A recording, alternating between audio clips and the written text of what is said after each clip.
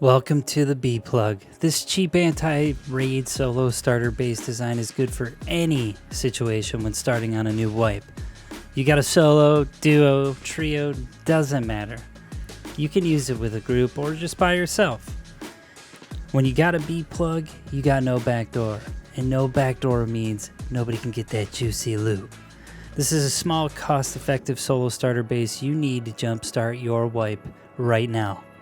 This base upkeep is only going to cost you 600 stone and 200 metal fragments for TC upkeep, and literally costs you nothing to build at 8,000 stone and 8,000 wood. I like to use this in a group scenario with satellite bases or a starter base in the beginning when I'm trying to, move through my wipe, through the progression, or by myself when I'm trying to farm. I like to put it in separate places as well. And make sure when you build this base, those drop boxes, stash a few in the core just in case somebody goes deep and griefs your boxes, alright? This is the B-Plug. Hope you guys enjoy. I will see you in the next wipe.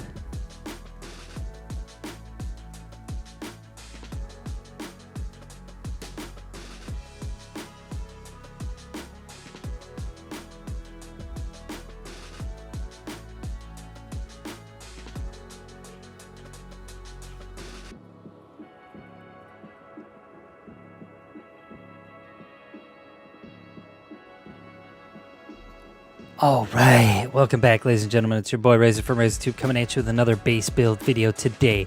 And today I'm going to teach you how to build the very cheap base called the B-Plug. And this is an anti-raid solo starter base design for any solo out there to enrich your wipe experience. You could use it at the beginning of the wipe, you could use it as a satellite farming base. You could also fit a duo and a trio in here in the beginning and add onto this base later. Make it however you want. But most importantly, the 3 BPs that you're going to need are the garage door, the drop box BP, and the triangle ladder hatch. Okay, and obviously the shotgun traps come later. Now if you're just getting BPs in the beginning of a wipe, this space will be hard to build. But if you've been existing on a current server for a little while and you do got these BPs, awesome for you. Now if you do play with a group, just know that the person you trust the most has to have the sleeping bag inside of the core of the base, okay? All right, with that being said, let's get into the build. Have a good wipe. I'm glad I can make this for you. All right, so this base, it's a very cheap and fast base to build. Also, it's a completely sealed bunker base, okay? So let's get into it and I'll show you. So first start off with a square foundation, and then you're gonna put triangle foundations in the front of it. One in the direct front, one on the right, and then a raised one on the left. For your TC room, what you're going to be doing is putting in 3 normal walls, make those stone and the foundation, and go ahead and put your TC down. When you put your TC down, put it in the back left corner, and I'll show you the orientation of it in a second. Now, when I'm a solo, I like to use wooden locks, but if you're playing with a group, use key code locks. All right, so this is what it looks like so far. Let me go up top. This is what you got. All right, good to go. Now, for the TC room, what you're going to do is take half walls, and you're going to put them on the 3 existing full walls. Go ahead and make those stone as well. Now, you're going to put a triangle ceiling tile right above the TC. Make that stone as well. Once you have that, you're going to go inside your TC room and you're going to put 2 half walls. 1, 2, actually 3. So bust out the bottom one, and for the 2 top, go ahead and make those stone as well. Now you're going to be very exposed when you're building this, so pay attention. All right, go ahead and stone up the triangle foundations you put down initially. And then on the top, in order to get the boxes into your TC room, you're going to go ahead and have to place these boxes down, okay? Just like so, real quick. And then once you have these placed, you can go ahead and cap the top. Make it stone. Good to go. All right, now that you have that done, what you're going to do is you see you have a little opening at the bottom of this first triangle foundation. What you're going to do is put in half wall, And then you're going to go ahead and put a triangle ceiling tile.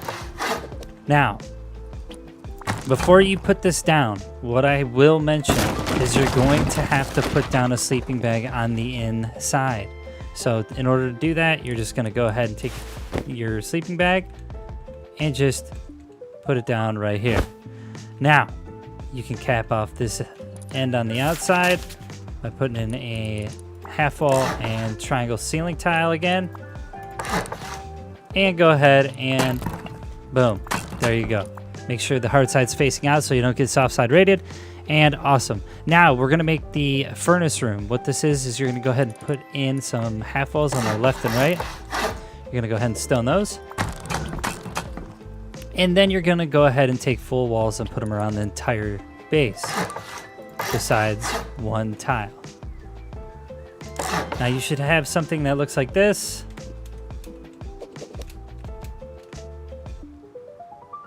All right, good to go.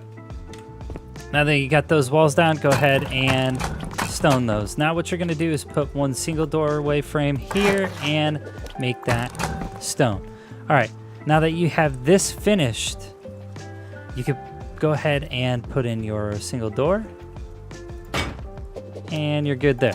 Now for the top here, what you're going to be doing on the middle triangle, you're going to go ahead and put in a triangle floor frame on the top. Then fill in the rest with normal triangle ceiling tiles.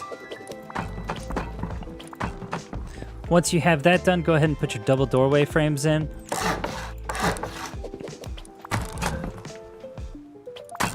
And then go ahead and put in your garage doors. Now, with the roller part, the big part, you're going to have that facing your single door in the front, just like that. And go ahead and put your locks. And then for this one, same thing. You're going to have the bigger part of it facing the furnaces. Go ahead and lock it up. Now, for this triangle ladder hatch, this is what you need to do in order to keep things functioning the right way. When you have drop boxes, okay, and I can't explain this enough. For the first one, you can go ahead and put it inside your base, just like this, in the bottom right-hand corner, okay, of the wall on the inside. So, I can't stress this enough. Since this is a like a Merc Yourself bunker, right? What you're going to have to do is make sure that this drop box is not going over any building block slot. Meaning you have a wall here, right, where they connect to each other. Do not have the drop box touching that. So it can't overhang. It can't go into the wall like this. You have to have it in the bottom right. Just perfect enough. All right, let's get the placement here. When you're placing these drop boxes, the big part of it is going to pop out at you. So remember that. So however you place it, the bigger part of it is going to pop out. Boom. Got it. Now, once you're done with that, go on the other side of your base, and then you're going to go ahead and put in another one. It's going to be at the top right. Make sure it doesn't touch any door frame or the ladder hatch frame at all. If you need room, just go ahead and open up the garage door on your right. Now, I'm trying to be real careful with this placement because it is hard.